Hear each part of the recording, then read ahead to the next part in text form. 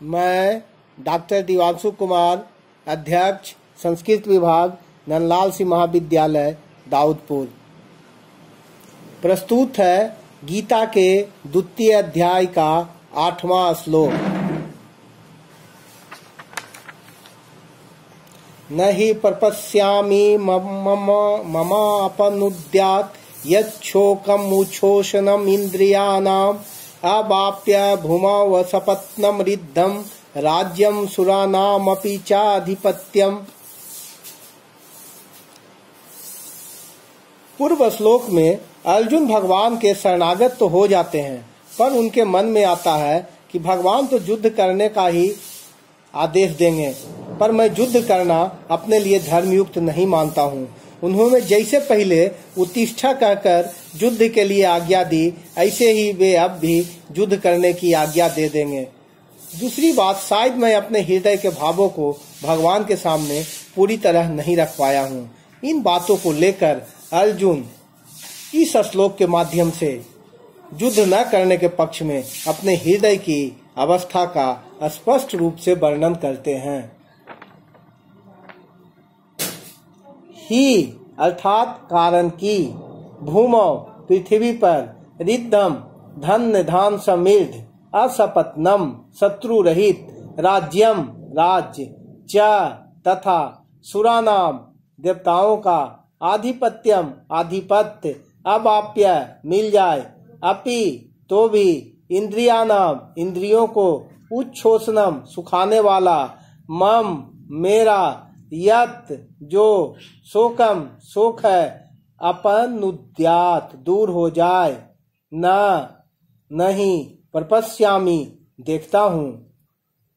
अर्थात कारण की पृथ्वी पर धन धान समृद्ध और शत्रु रहित राज्य तथा स्वर्ग में देवताओं का आधिपत्य मिल जाए तो भी इंद्रियों को सुखाने वाला मेरा जो शोक है वह दूर हो जाए, ऐसा मैं नहीं देखता हूँ। अर्जुन सोचते हैं कि भगवान ऐसा समझते होंगे कि अर्जुन युद्ध करेगा तो उसकी विजय होगी और विजय होने पर उसको राज्य मिल जाएगा, जिससे उसके चिंता शोक मिट जाएंगे और संतोष हो जाएगा। परंतु शोक के कारण मेरी ऐसी दशा हो गई है कि विजय होने पर भी मेरा शोक दूर हो जाए, ऐसी बात मैं नहीं देखता। अवाप्य भूमौ सपत्नम रिद्धम राज्यम, अगर मेरे धन धान से संपन्न और निष्कंटक राज्य मिल जाए, अर्थात जिस राज्य में प्रजा खूब सुखी हो, प्रजा के पास खूब धन धान हो, किसी चीज की कमी नहीं हो और राज्य में कोई बैरी भी न हो, ऐसा राज्य मिल जाए तो भी मेरा शोक दूर नहीं हो सकता। सुरानामपि चाधिपत्यम, इस पृथ्वी के तुच्छ भोगों वाले राज्य की तो बात ही क्या, इंद्र का दिव्य भोगों वाला, सुरानाम अर्थात देवताओं का, इंद्र का दिव्य भोगों वाला राज्य भी मिल जाए तो भी मेरा शोक जलन चिंता दूर नहीं हो सकती। अर्जुन ने पहले अध्याय में यह बात कही थी कि मैं न विजय चाहता हूँ, न राज्य चाहता हूँ और न सुख ही चाहता हूँ, क्योंकि उस राज्य से क्या होगा, उन भोगों से क्या होगा और उस जीने से क्या होगा जिनके लिए हम राज्य भोग एवं सुख चाहते हैं, वे ही मरने के लिए सामने खड़े हैं। यहाँ अर्जुन कहते हैं कि पृथ्वी का धन धान संपन्न और निष्कंटक राज्य मिल जाए तथा देवताओं का आधिपत्य मिल जाए तो भी मेरा शोक दूर नहीं हो सकता, मैं उनसे सुखी नहीं हो सकता। तो कौटुंबिक ममता की वृत्ति ज्यादा होने से अर्जुन की युद्ध से उपरति हुई है, पर वहां उनकी जो उपरति हो रही है वह अपने कल्याण की वृत्ति पैदा होने से हो रही है। अतः वहां की उपरति और यहाँ की उपरति में बहुत अंतर है। न हि प्रपश्यामि मपनुद्यात् यच्छोकम् उच्छोषणम् इंद्रियाणाम्, जब कुटुंबियों के मारने की आशंका से मेरे को इतना शोक हो रहा है, तब उनके मारने पर मेरे को कितना शोक होगा। अगर मेरे को राज्य के लिए ही शोक होता तो वह राज्य के मिलने से मिट जाता, परंतु कुटुंब के नाश की आशंका से होने वाला शोक राज्य के मिलने से कैसे मिटेगा। शोक का मिटना तो दूर रहा, प्रत्युक्त शोक और बढ़ेगा, क्योंकि युद्ध में सब मारे जाएंगे तो मिले हुए राज्य को कौन भोगेगा, वह किसके काम आएगा। अतः पृथ्वी का राज्य और स्वर्ग का आधिपत्य मिलने पर भी इंद्रियों को सुखाने वाला मेरा शोक दूर नहीं हो सकता।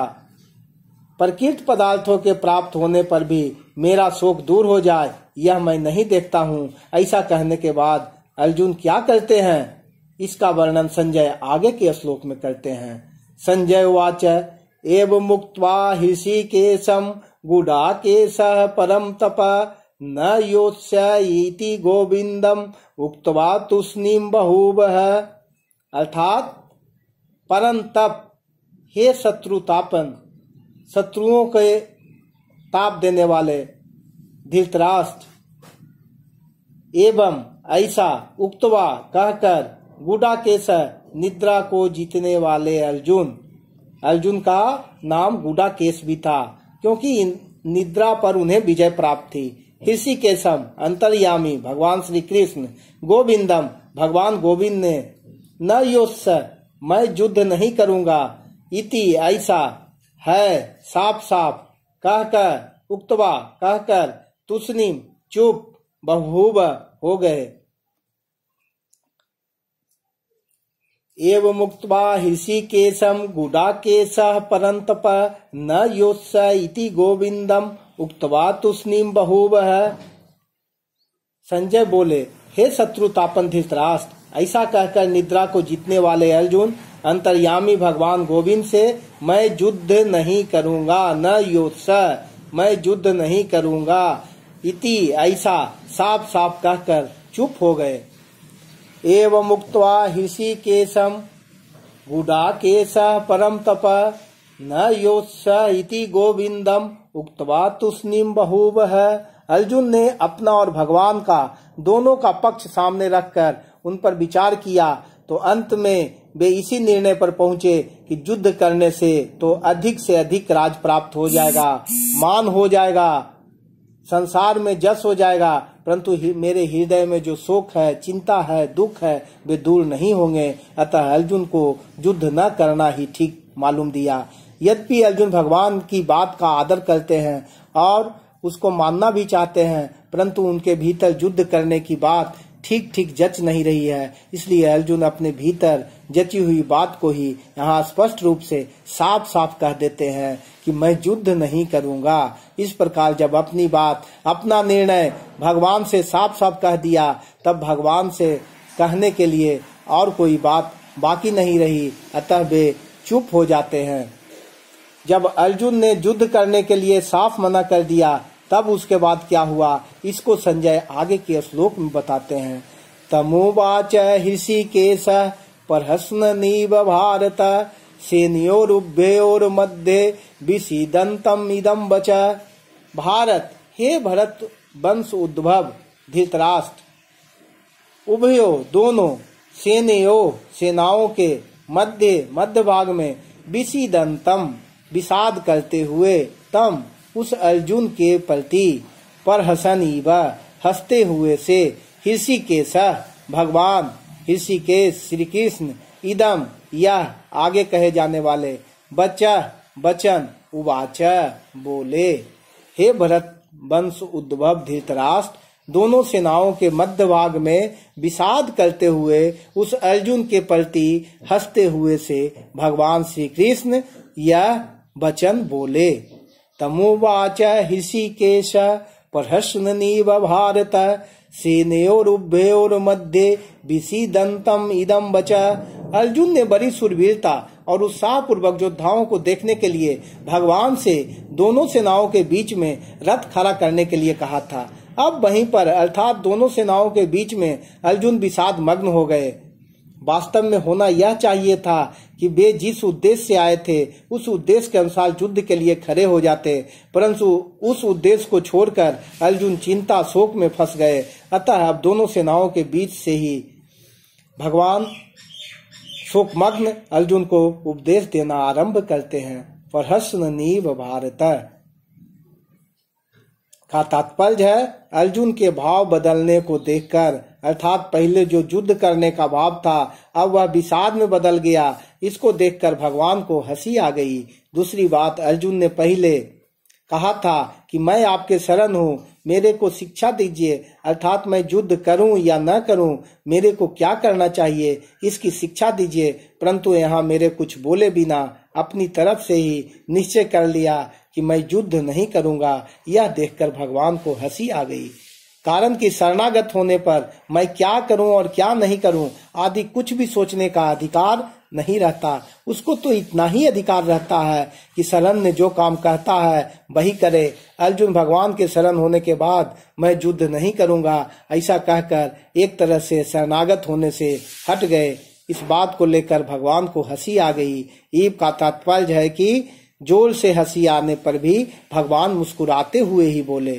जब अर्जुन ने यह कह दिया मैं युद्ध नहीं करूंगा, तब भगवान को यही कह देना चाहिए था कि जैसी तेरी मर्जी वैसा कर, यथेच्छसि तथा कुरु। परंतु भगवान ने यही समझा कि मनुष्य जब चिंता शोक से विह्वल हो जाता है तब वह अपने कर्तव्य का निर्णय न कर सकने के कारण कभी कुछ तो कभी कुछ बोल उठता है। यही दशा अर्जुन की हो रही है। अतः भगवान के हृदय में अर्जुन के प्रति अत्यधिक स्नेह होने के कारण कृपालुता दयालुता उमड़ पड़ी। कारण कि भगवान साधक के वचनों की तरफ ध्यान न देकर उसके भाव की तरफ ही देखते हैं। इसलिए भगवान अर्जुन के मैं युद्ध नहीं करूंगा इस वचन की तरफ ध्यान न देकर उपदेश देना आरंभ करते हैं। जो वचन मात्र से भी भगवान के शरण हो जाता है भगवान उसको स्वीकार कर लेते हैं। भगवान हृदय में प्राणियों के प्रति कितनी दयालुता है इसका वे दिग्दर्शन इस श्लोक के माध्यम से कर रहे हैं। ऋषि के कहने का तात्पर्य है कि भगवान अंतर्यामी हैं, अर्थात प्राणियों के भीतरी भावों को जानने वाले हैं। भगवान अर्जुन के भीतरी भावों को जानते हैं कि अभी तो कौटुंबिक मोह वेग के कारण और राज्य मिलने से अपना शोक मिटता न दिखने के कारण यह कह रहा है कि मैं युद्ध नहीं करूंगा। परंतु जब इसको स्वयं चेत होगा तब यह बात ठहरेगी नहीं और मैं जैसा कहूंगा वैसा ही यह करेगा। इदम बचा उवाच पदों में केवल उवाच कहने से ही काम चल सकता था, क्योंकि उवाच के अंतर्गत ही बचा पद का अर्थ आ जाता है। अतः बचा पद देना पुनरुक्ति दोष दिखाता है, परंतु वास्तव में यह पुनरुक्ति दोष नहीं है, प्रत्युत इसमें एक विशेष भाव भरा हुआ है। अभी आगे के श्लोक से भगवान जिस रहस्यमय ज्ञान को प्रकट करके उसे सरलता से सुबोध भाषा में समझाते हुए बोलेंगे उसकी तरफ लक्ष्य करने के लिए यहाँ बचा पद दिया गया है। इति शुभम।